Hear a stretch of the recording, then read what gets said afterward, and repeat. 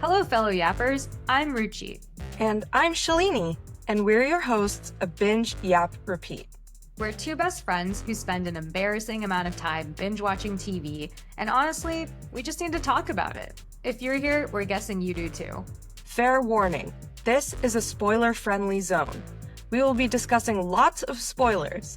So, if you haven't watched the show yet, hit pause, go binge, and come back when you're ready to yap with us. And now, it's yap time.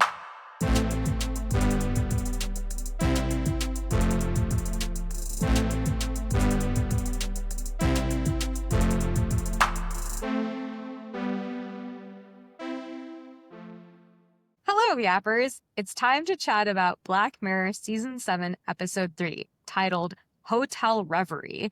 In this episode, Hollywood A-list actor Brandy Friday, played by Issa Rae, is thrown into an unusually immersive, high-tech remake of a vintage romantic movie called Hotel Reverie, sponsored by a tech company called Redream. Yeah, so Shalini, what were your overall thoughts? I think I did end up liking this episode. In the beginning, I was having a hard time getting super into it because I was like, this seems really similar to the premise of a few other Black Mirror episodes. The one I guess Black Mirror has a pretty consistent theme of uploading your consciousness into a digital world. So the ones I was thinking of were USS Callister, which has another episode this season, White Christmas, where they were cloning themselves into personal assistants that were trapped in a machine. And then also San Junipero, where like when you're old, you get your consciousness uploaded to this haven, basically. So at first I was like, oh, is this just another uploading consciousness episode? I don't know how I feel about this. But once I kind of just accepted that it's an episode about the human story rather than the technology, I ended up really liking it. Yeah, I totally agree. I totally know what you mean about like the uploading consciousness thing. I was like, this is starting to be a bit like every episode feels like, oh, what if we uploaded your consciousness and this was the environment? So I totally get that. What stood out to me is actually, I don't know if you read this book, but it's called Heir Apparent. It was a YA fiction back in the day, probably featured at those Scholastic book fairs. But yeah, it's called Heir Apparent by Vivian Van Velde. The whole premise of the book is that there's this girl who goes to this new video game, arcade, whatever, and she is into this game, and part of the game is you are fully immersed into this environment, and the same thing happens where some like event, like tech dysfunction event happens where she is forced to play this game to the conclusion. Like that's kind of what this reminded me of. So in terms of novelty, like tech novelty for Black Mirror, I don't think this was really that out there. It did really feel similar and very familiar. So, but I did enjoy it. I will say. Okay. You describing that book also reminds me, I think that was also the premise of Spy Kids 3. They are in a video game where they put something or log in somehow, and then they're transported into this virtual game. Yeah, I think trapped in a video game has to be some sort of trope because I guess this was slightly different in that you aren't trapped in a video game or trapped in a movie, but it's still, same deal. Similar. All right, let's get into the episode. So, the episode starts, Awkwafina, our girl Awkwafina. Yeah, I was so excited to see her. And actually, before we saw her, we heard her voice. And I was watching with my sister. My sister and I both thought it was Rashida Jones's voice. And we were like, is she in another episode? But then it was Awkwafina. Which is interesting. Weird. Yeah, but listeners, go back and listen to the beginning of that episode when you just hear Awkwafina talking to the head of Keyworth Pictures before you see her, and let me know if you think it sounds like Rashida Jones. Anyway, so Awkwafina is explaining this new technology called Redream to this lady who's the head of Keyworth Pictures, and then we don't really get an explanation of exactly what it is there, but She's basically like, this is going to revolutionize movies and it's going to save you a bunch of money. Okay, so that's kind of the hook that we get. Then Brandy Friday switches to her, played by Issa Rae, another favorite. She's kind of talking to her agent. She's this A-list actress who doesn't want to be in sidekick roles and sad films anymore. And then there's kind of this serendipitous moment when she's like, I would love to do a movie like Hotel Reverie. And then the studio's like, we should redo Hotel Reverie. And then they end up going into collaboration. Wait, did you talk about how they were like any of the Ryans? Like Oh, they want yeah. any of the Ryans. That was funny. I also expected them to say like any of the Chris's because there's so many of those. Yeah. And also Brandy Friday did have a movie with one of the With, Ryans. yeah, that was funny. Did they show his face? They showed the poster with I think it was Did Ryan it Reynolds. look like Ryan Reynolds or Was Ryan it Gosling? Gosling Oh or no. no? We're doing it. We're doing it. I don't remember it, but it doesn't matter. And I Okay. think that's the point. Okay. Yeah, very true. All we remember is Brandy. Brandy. All right, so after she agrees to be in the movie, they send her this orientation packet, which includes a USB drive, but she doesn't see it, and it falls on the floor. Okay, first of all, if someone sends you a piece of mail and something clatters to the floor. Also, why don't they have a like sheet of paper that's like, in this packet, you will see 1, DVD of Hotel Reverie, 2, an information packet with on a USB-C drive that explains all of the things that you need to know about this innovative new technology. Seriously, like what kind of hack job production is this? To Brandy's credit, she was on the phone with her agent at the time, so maybe she didn't hear the thing fall out. But yeah, like why didn't she have to sign a liability waiver about this new technology that's clearly a life risk? Yeah, yeah, exactly. That she had risk of dying. Also, how come she had no questions about you will need to be available on this one day for 3 hours, and that's it? And that's it? Yeah, what's going on?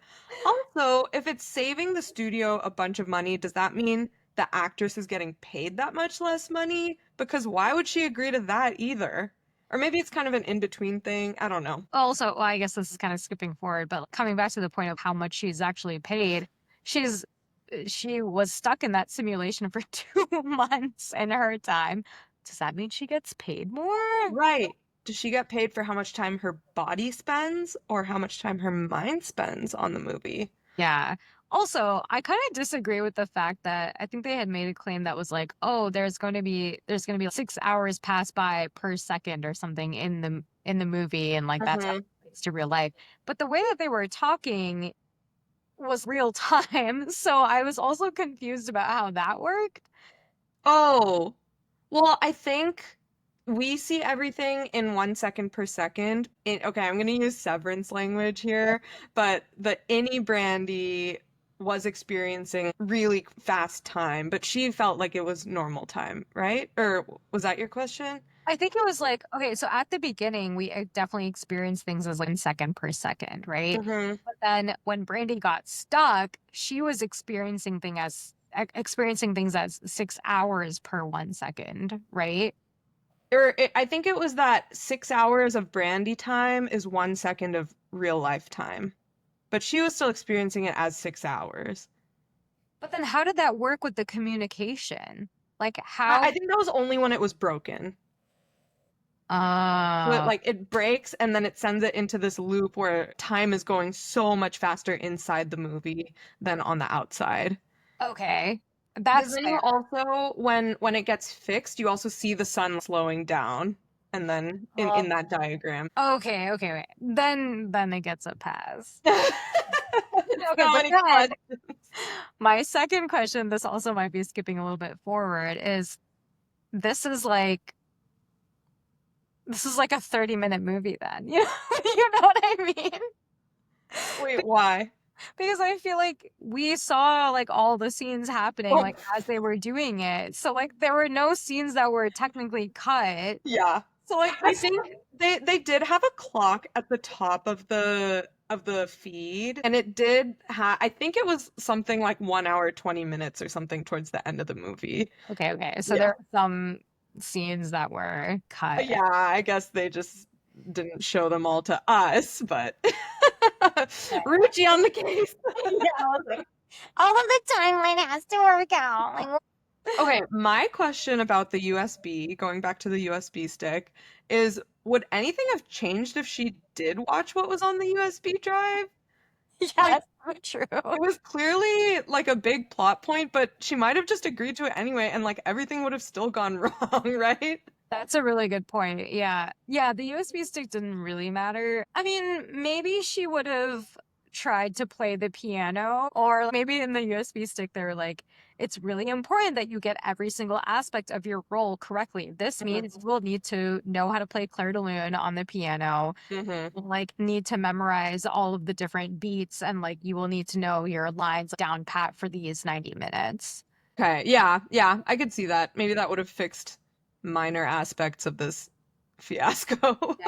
Okay, so after she watches the film in her own place, she comes into the studio. They don't really explain to her what's going on.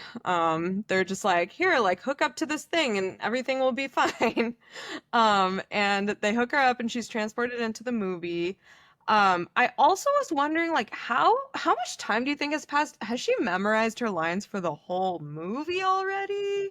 Okay, yeah, I definitely felt anxiety when they were like, you know your lines, right? And she was like, sure. I was like, this bitch don't know her line. You know what I mean?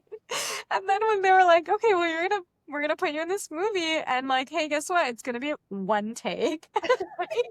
Yeah, one No. take. That was crazy. Okay, I wrote this down as my as some of my overall thoughts, but I do not understand the draw of Redream for either the producer or the actor or the viewer. You're filming everything in one take, which is incredibly risky and probably not realistic. It seems difficult. Also, what's the value for the viewer in having everything about an old movie be exactly the same except for the main person?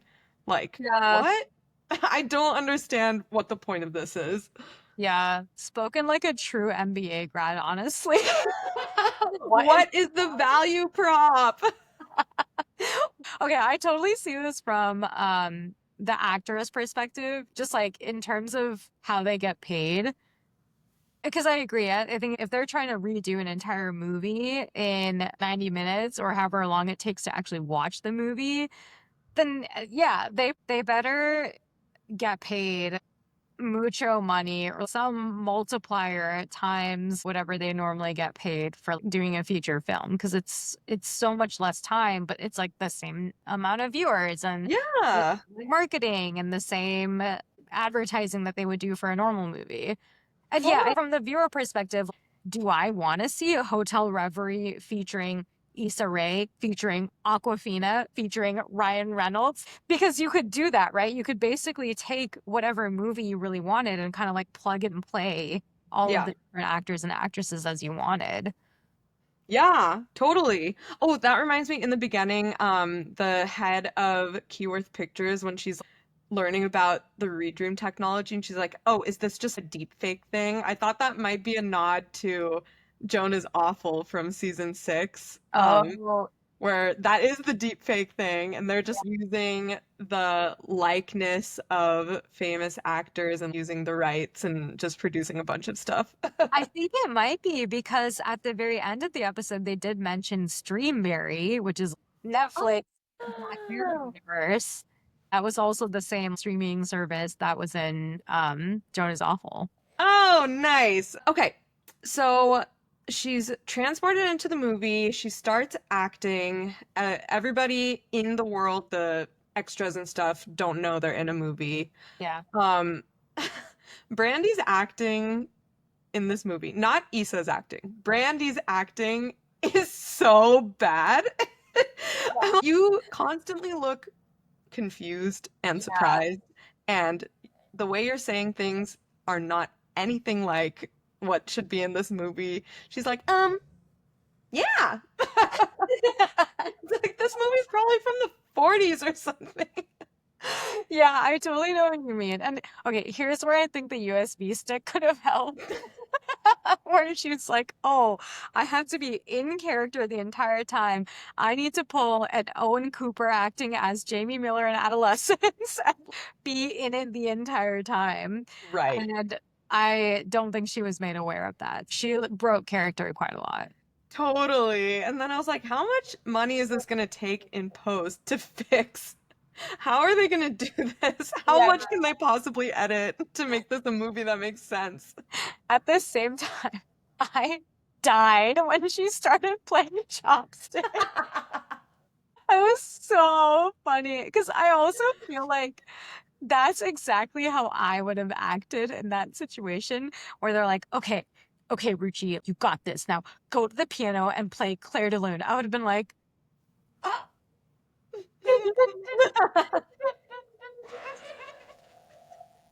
They would have been like, dear. Oh no.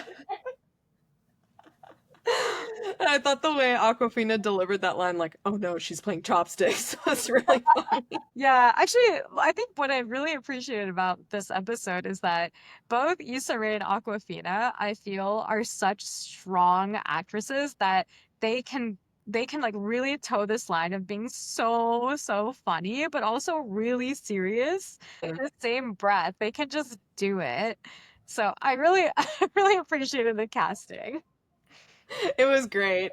Okay, so the Claire de Lune scene is where things start to go awry. So Brandy obviously does not know how to play Claire de Lune on the piano. This causes a chain reaction where the movie starts diverging from the original script. Clara doesn't go outside with Brandy's character, which is a crucial part of the movie. And then somehow, instead of the old French lady dying from poison, her dog dies of poison. Yeah. And then Brandy calls Clara's character by her real name, Dorothy, and then Clara starts to remember Dorothy's memories, etc. Then this causes a bug in the software, and Brandy gets trapped in the simulation and can't leave until she cues the end credits by reciting the last line of the film. So things are still okay, but the people on the outside are minorly panicking because now they're like, okay, we need to figure out how to get this movie back on track. And can we just say that fucking guy who had coffee next to his computer? I saw that coming from a mile away. Oh my gosh. Okay, well that hasn't even happened yet, but yeah, that was so irresponsible. Also, why is that allowed? Like what's going on? Why Yeah. was this allowed to happen? Why was this very high profile A-list actor allowed to be a part of this technology that clearly hasn't been tested or foolproofed or anything QA'd at all? Yeah, just so many issues. Yeah.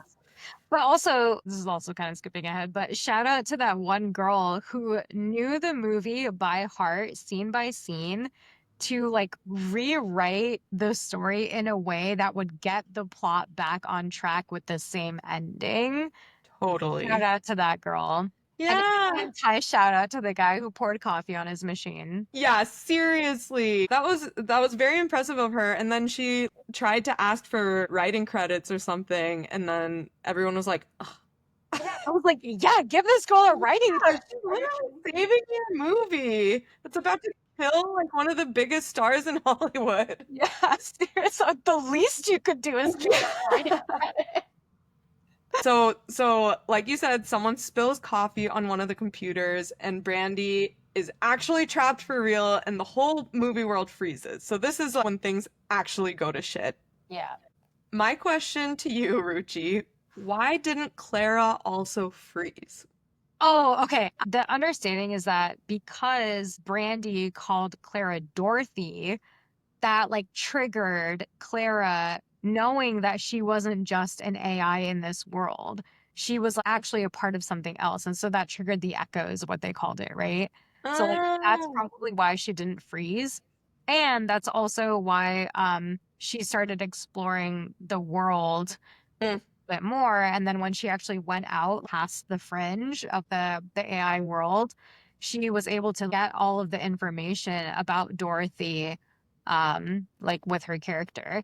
But I think the meta question here is why was there information about Dorothy beyond the Clara role that actually went into this universe? I think that's what I was Yeah, confused about. I was gonna ask you the same thing. How do you explain this scientifically? I could see them make a case for if she's just ingesting information about Dorothy that was in the cloud or something. I feel like Black Mirror does that sometimes where they're like, "Oh, hack into the mainframe. Now we have access to the whole world." Um, but how would she have access to her private memories where it's clearly revealed that she was in love with a woman during the filming of the original Hotel Reverie? How? Yeah, I think that if I had to guess a way that makes sense from a tech perspective, I think the way that they built the actual AI world and actually had the feeling behind the ways that the lines were delivered, I think is they may have fed in a little bit more information about like, oh, this is what this person was going through at the time. And like, actually, here's just a general data dump of like who this person is and why she chose to do Clara in this way. That's the only tech explanation that I can think of. But as far as Clara really knowing like what was going on in Dorothy's mind, I think that was kind of just exposition for the audience to kind of Yeah. understand like, oh, like Dorothy Chambers, like she actually was gay. She had feelings for this crew member, and then like back then it wasn't really kosher. So like that's why she ended her life. Yeah, I agree. I think it was exposition for the audience, which wasn't very well explained by the science, but that's fine. That's That's fine.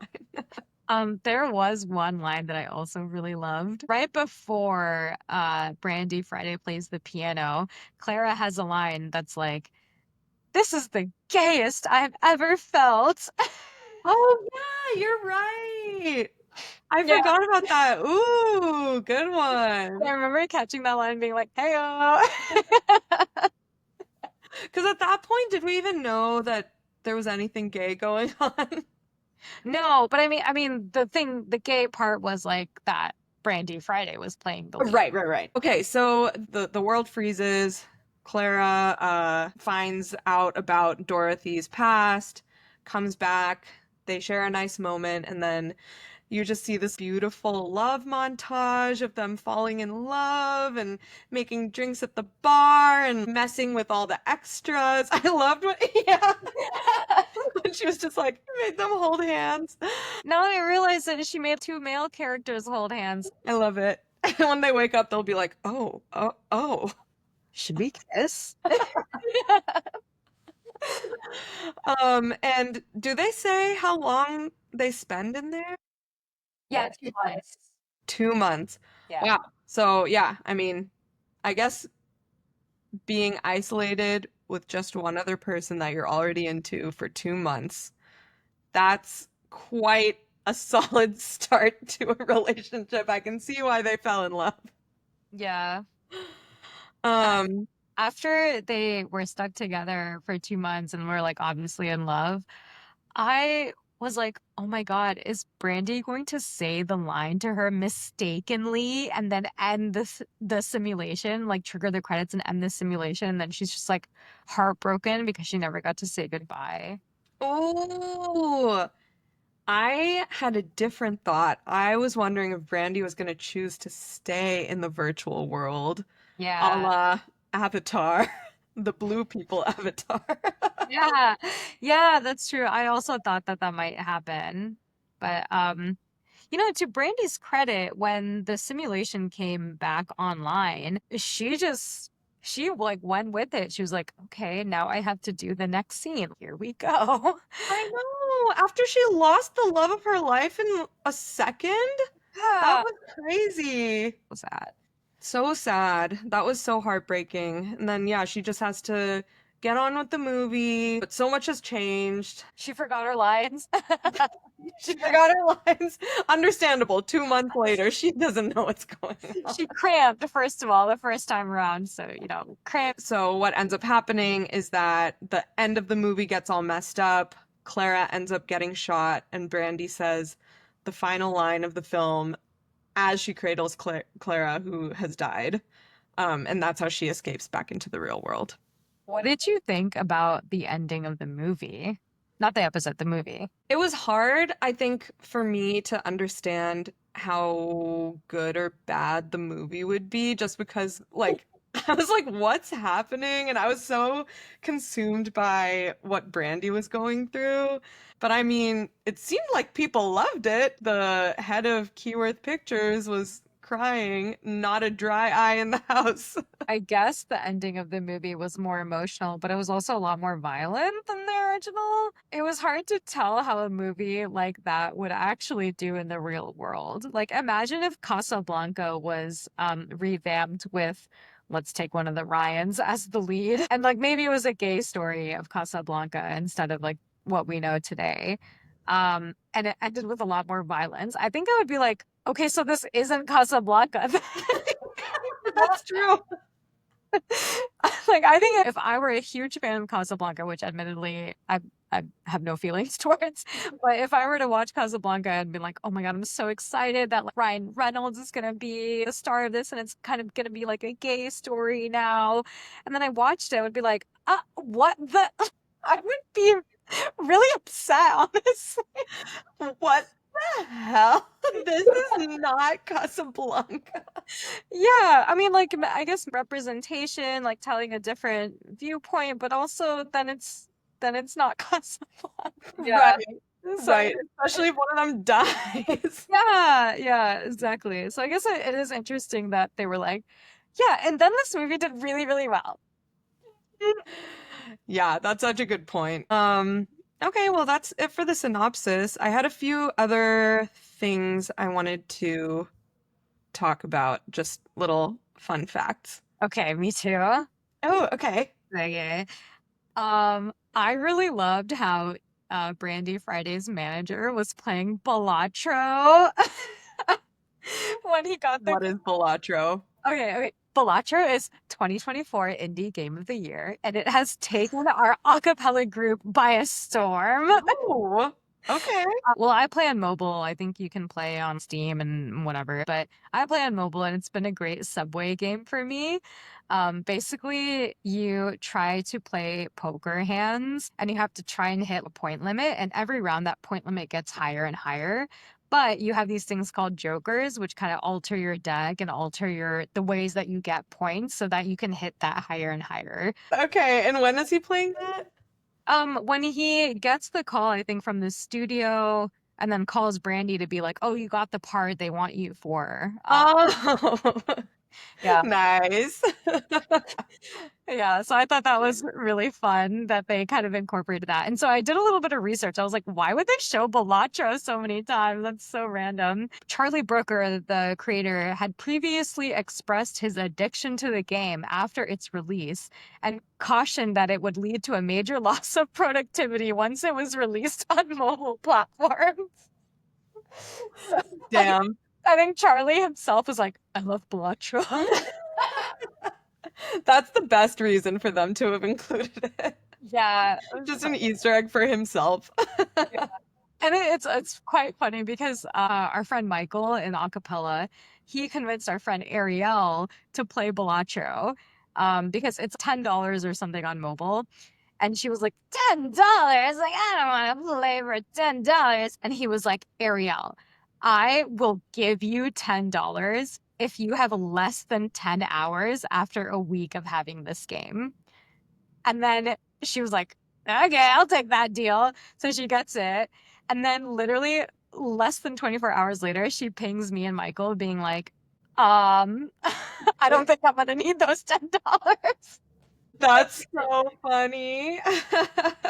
Yeah, I can see Wow. Charlie Brooker being that way. Okay. So I had two things. One, so reverie means, this is just a fun fact. Reverie means dream in French, and the company's name was Redream. So it was like the first movie they were making was also Dream. Oh, Yeah. like that. And then the second fun fact is that the music that they played at the very end of the episode is another WC piece, so not Claire de Lune, but that WC piece is also called Reverie. Oh, Yeah. really? Wow. I learned both on the piano in high school. Wow. Okay, so if you were cast in Hotel Reverie, you would have no problemo playing Claire de Lune. Well, it's been about 13 years. So I'd probably still have some problem. You would not be playing chopsticks, is my point. True. I could play something other than chopsticks, but Yeah. I could play like the first 10 seconds of Claire de Lune probably before I made a mistake. Okay. That's 10 seconds more than me. Okay, question for you. Let's say that this technology, Redream, existed in today's world. What movie would you want to be trapped in, and what character would you play? I think I would want something in a fun location. Like I'm thinking location first. So what location do I want to be in? For movies, I would say maybe Forgetting Sarah Marshall or something because I love Hawaii. Right. A classic. My dog's name is Maui. Um, maybe Forgetting Sarah Marshall. What role would I want to play? Maybe Mila Kunis's role, like the Oh, girl that works at the hotel. She seemed like she had a pretty happy life. what about other Hawaii-based movies like Lilo and Stitch, Oh, Lilo and Stitch would be fun. 50 First Dates? Okay, I have not actually seen that movie, I don't think. I know it's Oh, Adam okay. Sandler though, but he annoys me, so I wouldn't want to play the girl. Wait, doesn't the girl have memory issues in that Yeah. movie? Okay, Wait, I don't want to be her. Adam Sandler and make it not annoying. True, maybe. But yeah, I think Forgetting Sarah Marshall because I also love Jason Segel, so I'm down to be trapped with him. Oh, okay, okay. That's fair. Um, yes, I thought about this myself and Uh-huh. I ended up picking Amelie. Have you ever seen that movie? No, but that's not what I thought you were gonna say. Really? Okay, well, let me talk about why I wanted Amelie, and then I'm Okay. curious as to what you would think. Yeah, so I picked Amelie because, in all transparency, I asked ChatGPT. I was like, given what you know about me, what movie do you think I would love to be trapped in? And it was like, I think you would be really great at Knives Out. And I was like, Knives Out? Excuse me, are you trying to get me murdered? Exactly. And then it suggested a couple more movies, and it's Amelie was the last suggestion. I was like, I actually would love to be a part of Amelie, and I would play Amelie because I think she's not like forced to be like super romantic with anyone. Like there is a love interest, but the primary point of Amelie is that she has like a weak heart. So she's kind of like been kept away for the most part her whole life. And so in the movie she's like, you know what? I just like want to be a really good person and I want to like help all my neighbors and I want to build community and like I really identify with that mission. It felt very like not stressful, like the environment that she lives in. Oh, cute. Okay. I love it. What movie did you think I was gonna say? I don't know. I just did not expect because I haven't seen Amelie, to be fair, but I thought for some reason that it was a really depressing movie, but maybe it's not. Okay. I guess it's not. No, no, no. It's like it's a very like feel good movie. Oh, okay. All Yeah. right. I don't know why I thought it was depressing, but so that's why I was like, why would she choose such a sad movie? Oh, no. Yeah, I would not. I would not. Also, would you be stuck in France? Would you have to eat French food? Oh, true. Okay, if I were stuck in a movie, like I'd probably, listeners, for context, I'm vegetarian and French food is canonically not very vegetarian friendly. But if I were stuck in this movie, I would make an exception and I would probably just like eat whatever French food was offered to me. That's fair. Should we rate the episode? I think I would give it an 8 out of 10. I really appreciated that the ending of the episode, not the movie, was very optimistic. I like feeling good after I watch TV shows, I've noticed. So I put a lot of weight on that. Um, yeah, I think it was a good watch. So I'll give it an 8. But I think the reason it's not 9 or a 10 is like we talked about before, I don't think it was a very novel idea Hmm. that wasn't rooted in technology. We've seen this trope again and again. So I thought it was a good watch, but I don't think it was, yeah, crazy anything. Yeah. Yeah. Wait, did you think the ending was optimistic? I thought it was sad. I think like the ending of the episode was optimistic because at least she got to have that simulation of Clara, Oh, yeah, true, true, true. yeah, with the phone call and everything. So I was like, oh, that's kind of nice that even though they were like, yeah, just move on, like revert to the save state just to like get her out of there, they still acknowledged after their time pressure was over that like she really felt this connection towards Clara slash Dorothy. And then they gave her this phone to kind of, interact with the simulated Dorothy, not Clara, as a Yeah, that is true. yeah. Cute. Okay, I totally forgot about that. I thought the episode ended when she's in the car on her way to the red carpet and she sees the billboard for the movie. Um, but yeah, okay, cute. I would give it maybe a 7 out of 10. I did like it, but I think this is probably my least favorite season 7 episode so far. Hmm. Um, just because, yeah, like exactly what you said, the trope has been done before. It was just kind of a different human story, but for the same technology trope. Um, but that being said, I still really enjoyed it. Yeah.